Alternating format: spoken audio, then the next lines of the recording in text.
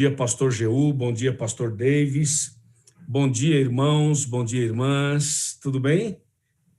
Tudo em paz?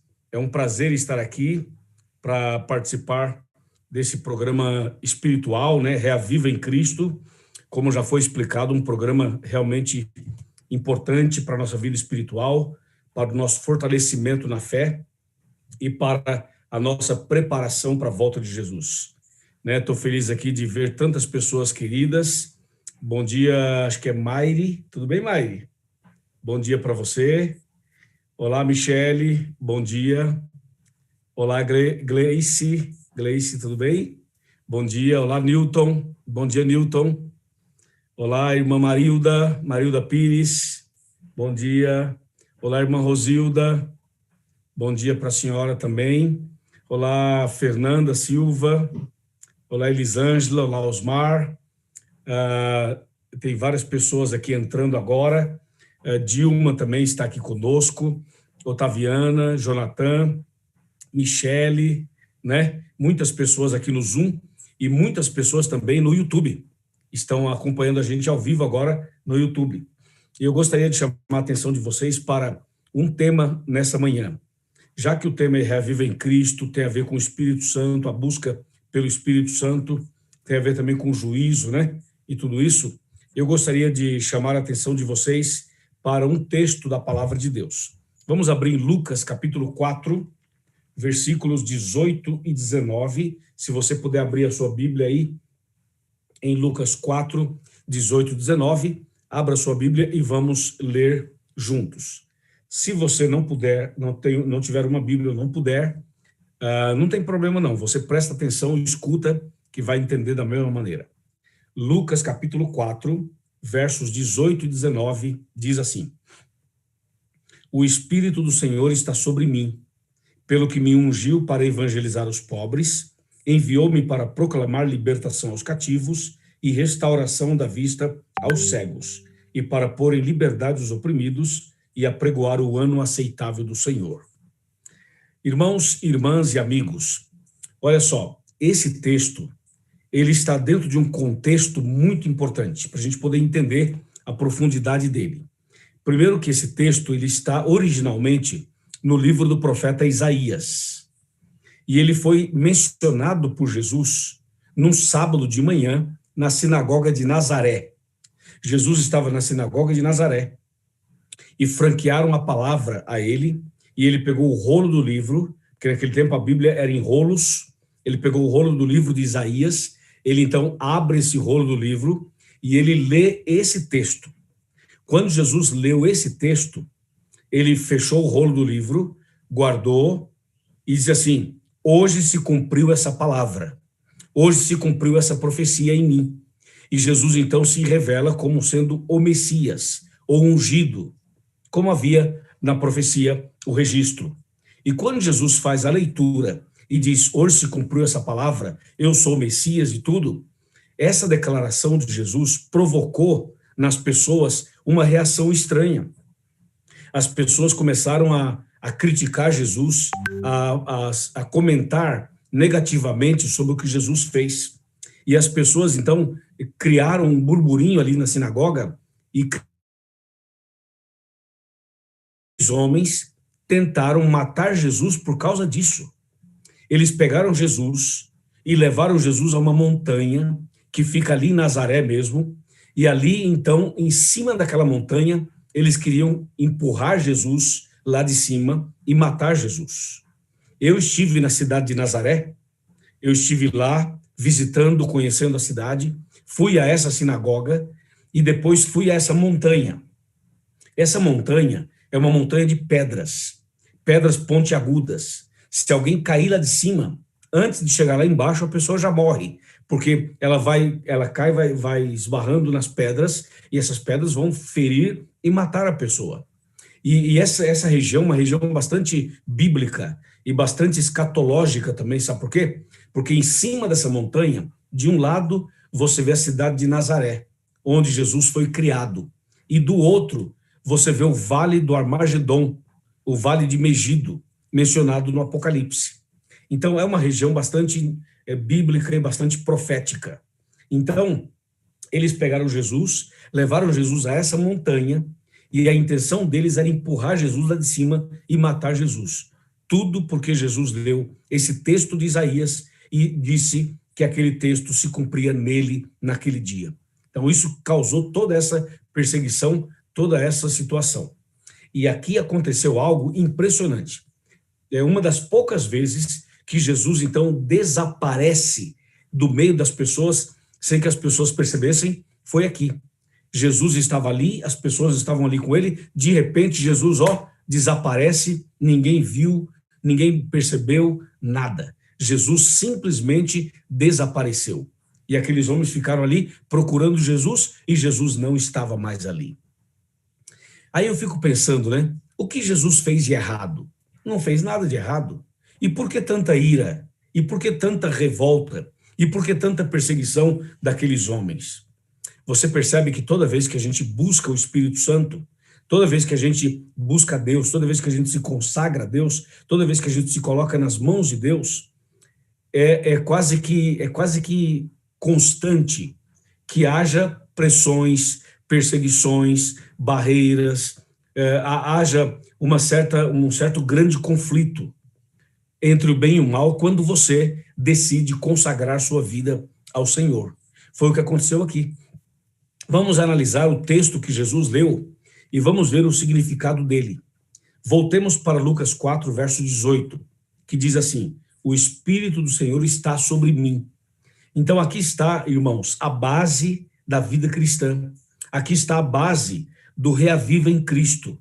Aqui está a base para você, irmão, para você, irmã, para cada um de nós. Essa é a base do evangelismo, é a base da missão, é a base da igreja, é a base da vida cristã, é a base e é o segredo do sucesso, o segredo da vitória está aqui. Veja, tudo passa por essa unção do Espírito Santo. Nós precisamos entender que é o Espírito Santo quem nos leva a ler a Bíblia. É o Espírito Santo quem nos faz entender a Bíblia. É o Espírito Santo quem inspirou os profetas a escreverem a Bíblia. É o próprio Espírito Santo quem faz você aceitar Jesus. É o Espírito Santo quem converte o seu coração. É ele que toca em você para que haja arrependimento, para que haja confissão, para que haja abandono do pecado, entendeu? É o Espírito Santo que fala a sua consciência. Já ouviu falar aquela frase assim: fulano de tal está com peso na consciência, ou eu estou com peso na consciência? É uma expressão figurativa, mas o fato é que quando a pessoa comete um pecado, faz alguma coisa errada, o Espírito Santo fala à mente da gente, entendeu? Ele fala aqui, para que você possa se arrepender. Então, a obra do Espírito Santo é uma obra extraordinariamente grande, importante, indispensável, fundamental.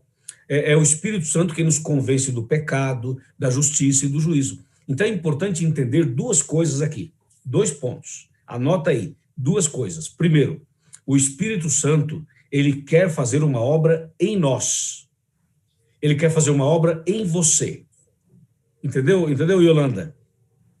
Entendeu, Yolanda? Isso mesmo, anota aí. Anota aí. Veja, primeiro, o Espírito Santo quer fazer uma obra em nós.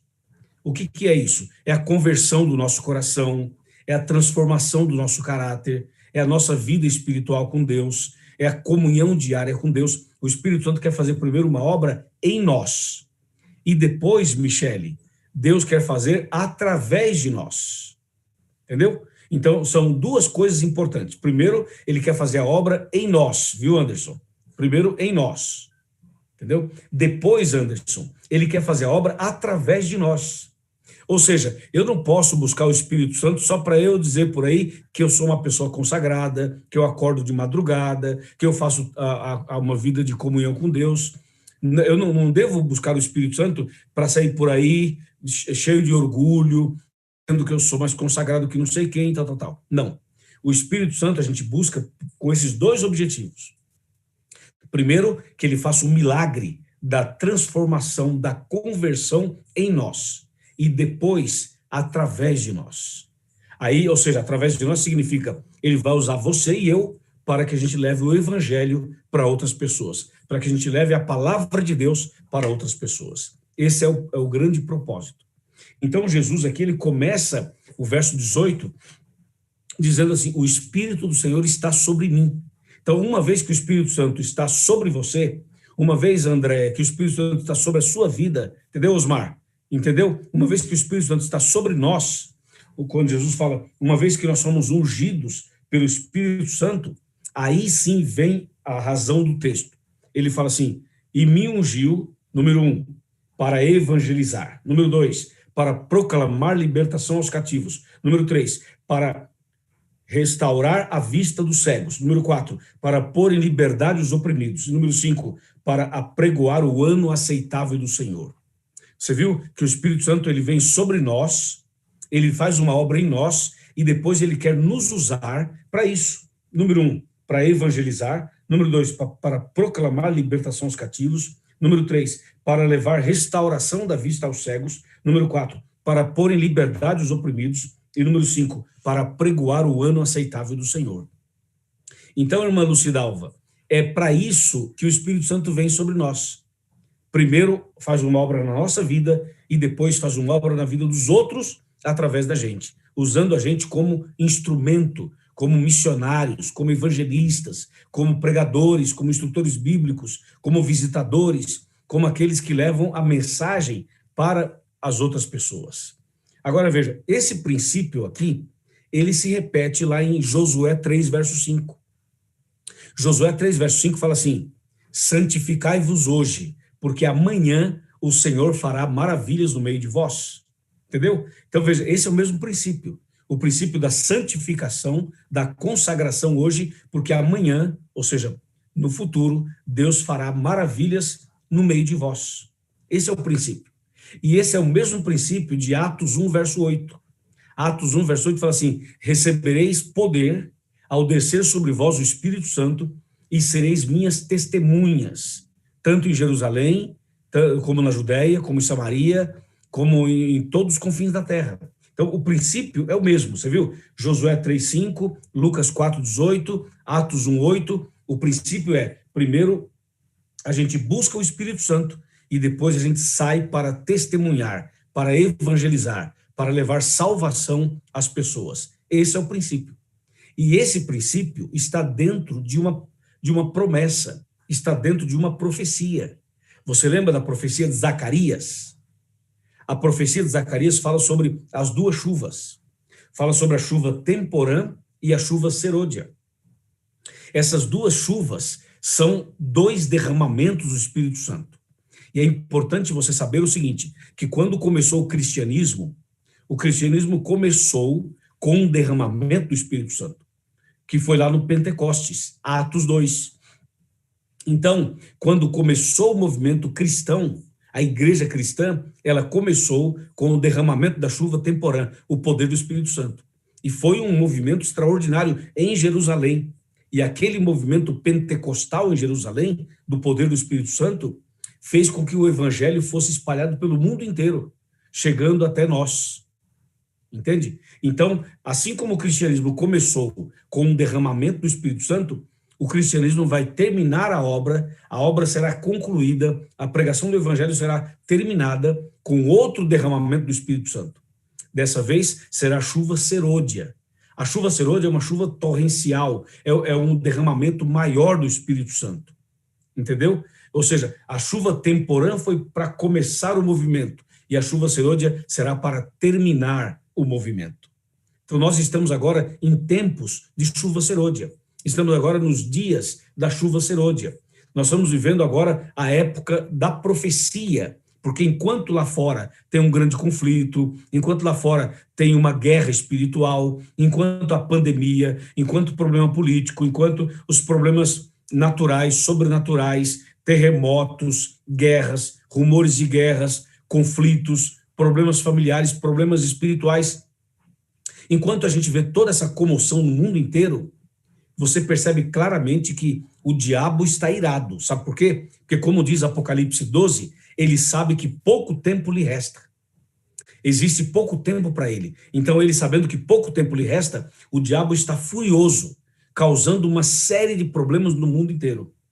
Esse é o ponto. E aí, por outro lado, tem o povo de Deus orando. A igreja se levanta para orar. de manhã, de tarde, de noite, de madrugada, em horários diferentes, buscando a Deus. É a igreja em movimento. Movimento como este que vocês estão fazendo aqui em Caraí, com o pastor Jeú e toda a sua equipe, é um movimento que se repete hoje no Brasil inteiro, na América do Sul inteira e em várias partes do mundo. Existem pessoas, grupos de pessoas, irmãos de igreja, pessoas que vocês nem imaginam que estão acordando às 4 da manhã, às 5 da manhã, às 6 da manhã, meio-dia, à tarde, à noite, buscando a Deus em oração, buscando individualmente e buscando coletivamente. Entende? Então, tudo isso que eu estou falando está relacionado a esse texto que Jesus mencionou naquele sábado na sinagoga de Nazaré. Entendeu? Então, entenda, a igreja começou com um derramamento do Espírito Santo e ela vai terminar a obra com outro derramamento do Espírito Santo. E aí se cumpre Joel 2. Joel 2, verso 28, é a mesma profecia, está totalmente ligada à mesma mensagem, de que nos últimos dias Deus derramaria o seu Espírito sobre toda a carne. Claro, sobre os que são de Deus, Deus derramaria o Espírito para usá-los como instrumento. E sobre aqueles que não são convertidos, Deus derramaria o Espírito para que eles possam ser convertidos, para que eles possam entender a verdade da palavra de Deus. E, finalmente, tem um texto aqui que está em Lucas, capítulo 24, verso 49. Esse texto, ele se torna muito importante, muito relevante para nós nesta manhã. Lucas 24, 49, que diz assim: Eis que vos envio sobre vós a promessa de meu Pai. Permanecei na cidade até que do alto sejais revestidos de poder. Então aqui Jesus está dando aqui a orientação para os seus discípulos, que é também para mim e é também para você. Quando ele fala assim, permanecei na cidade até que do alto sejais revestidos de poder. Então é uma orientação de Jesus assim, você entra no seu quarto, fecha a sua porta, clame a Deus, ore a Deus, e não pare de orar até que você seja revestido de poder. Mas quando nós falamos de oração, nós não podemos entender um outro ponto. A oração não é só você falar com Deus. A oração é também Deus falar com você. Não esqueça disso. A gente, quando fala em oração, estamos falando em comunhão, em diálogo. E essa comunhão, esse diálogo, tem que ter os dois lados. A gente precisa falar com Deus, Deus vai nos ouvir, mas a gente também precisa ouvir a voz de Deus. E a gente ouve a voz de Deus através desse livro, através da Bíblia. Então, é importante demais que você leia a Bíblia, que você anote os textos bíblicos, que você pare para prestar mais atenção no texto bíblico, que você pare para prestar mais atenção nos detalhes da Bíblia, que você leia a Bíblia com muito cuidado, com muita oração e que você procure entender cada palavra do texto. Então, veja, você ora e você lê a Bíblia. Você lê a Bíblia e você ora. É isso que está falando aqui em Lucas 24, 49. Permanecei, permanecei, permanecei, até que do alto sejais revestidos de poder. Essa expressão, permanecei, é uma expressão que se repete em João, que se repete em outros livros da Bíblia. Sabe por que essa palavra permanecei ou perseverai, ela é tão repetida e é tão importante? Porque nós temos, como temos a natureza pecaminosa, nós temos a tendência de fazer alguma coisa uma vez só. Porque fazer uma vez é fácil. Mas se você permanecer fazendo, é mais difícil. Entendeu ou não? Acordar um dia para um culto assim é fácil, porque é uma vez só. Mas fazer isso todos os dias já é mais difícil, claro. Agora, você não precisa fazer sempre no mesmo horário. Você pode fazer em horários diferentes, mas tem que fazer todo dia.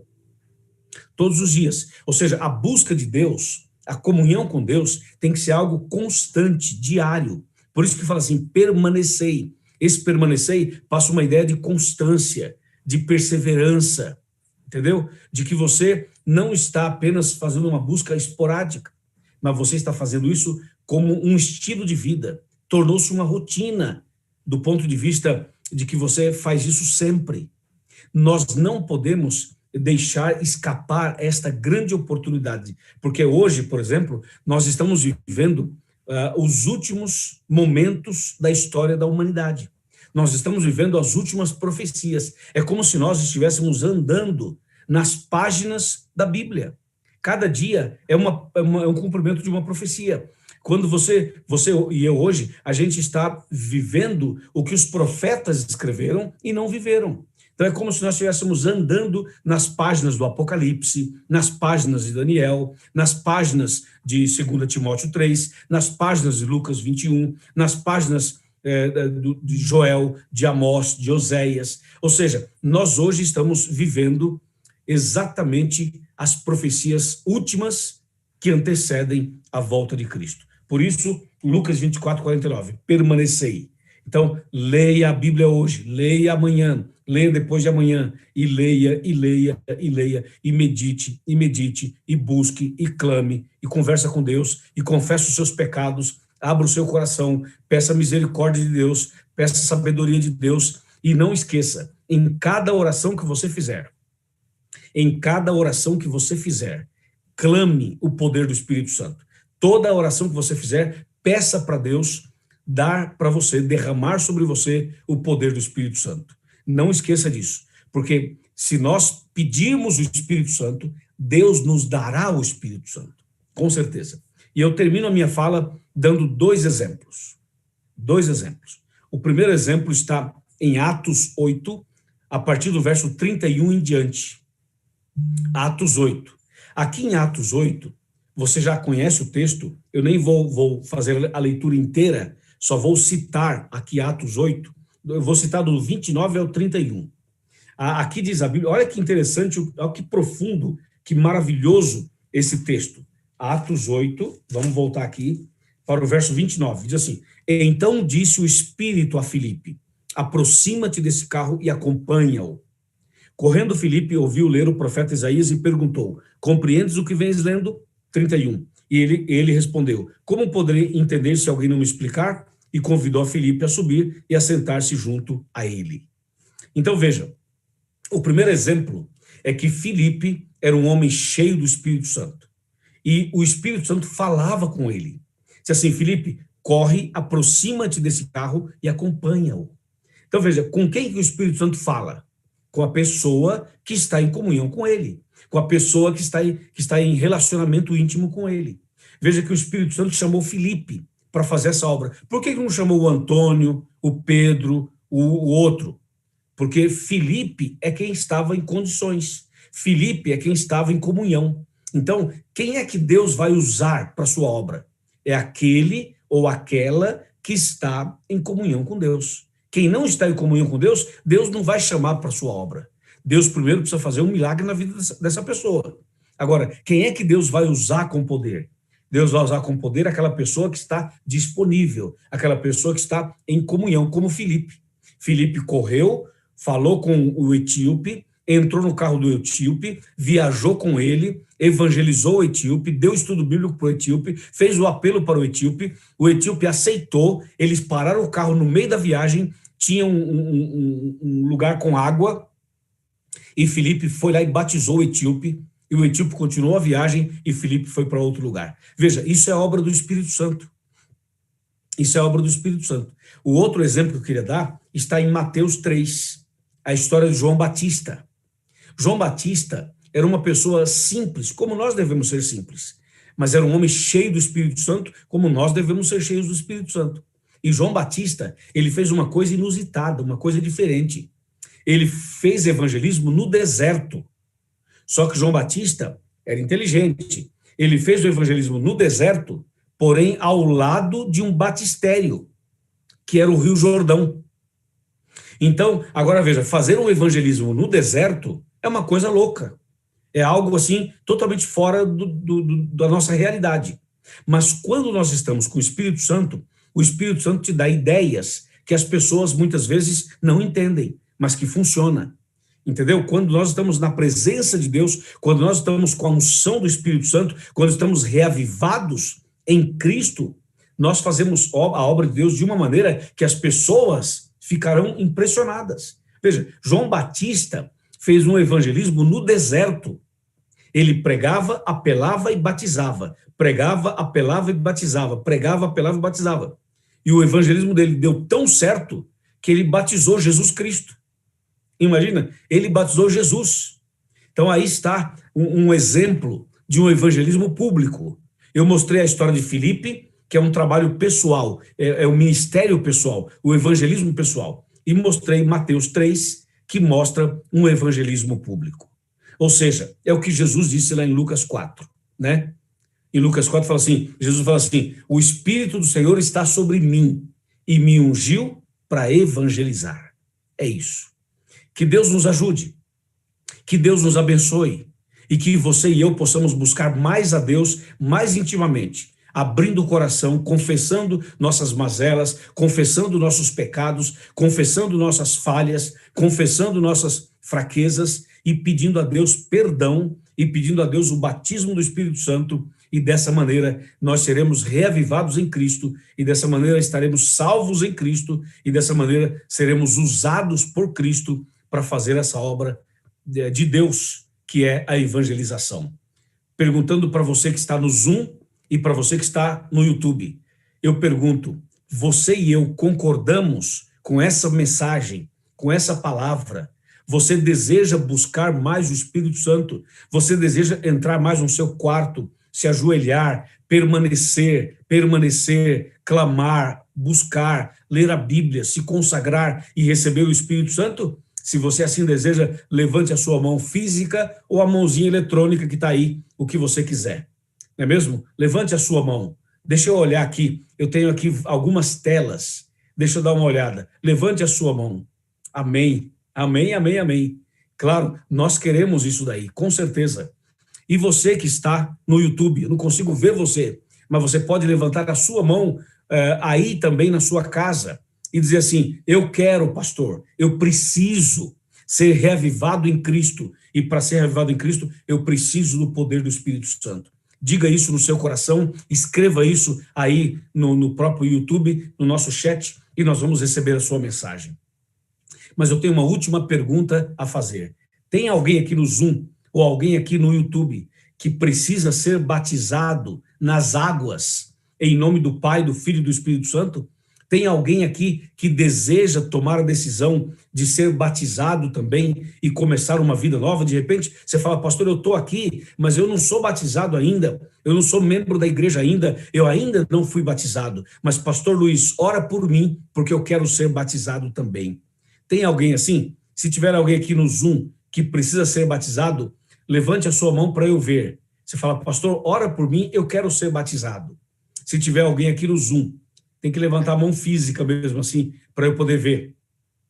Eu, nessa tela não vejo ninguém. No YouTube, tem alguém assistindo pelo YouTube que diz, pastor, ora por mim, que eu preciso, eu quero ser batizado também. E a nossa equipe, com certeza, vai ajudar você nessa preparação para o santo batismo, tá bom?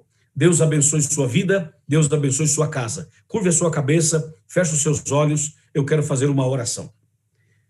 Senhor, nosso Deus e nosso Pai, muito obrigado por essa palavra do Senhor, essa mensagem da Tua palavra, que enche o nosso coração de esperança, que fortalece a nossa fé. E nessa manhã, Senhor, todos nós levantamos a mão dizendo que nós estamos dispostos a Te buscar, a receber o poder do Espírito Santo para sermos instrumentos nas Tuas mãos. Por isso, meu Deus, nesta hora, eu venho como pastor, em nome de Jesus de Nazaré, pedir uma bênção para cada irmão, para cada irmã, para cada pessoa que está conectada no YouTube, aqui no Zoom. Senhor, derrama sobre nós o poder do Espírito Santo. Dá-nos esta unção e usa-nos para o Teu serviço, para a Tua obra. Eu entrego nas Tuas mãos a todos nós e esse programa Reaviva em Cristo, em nome de Jesus e pelo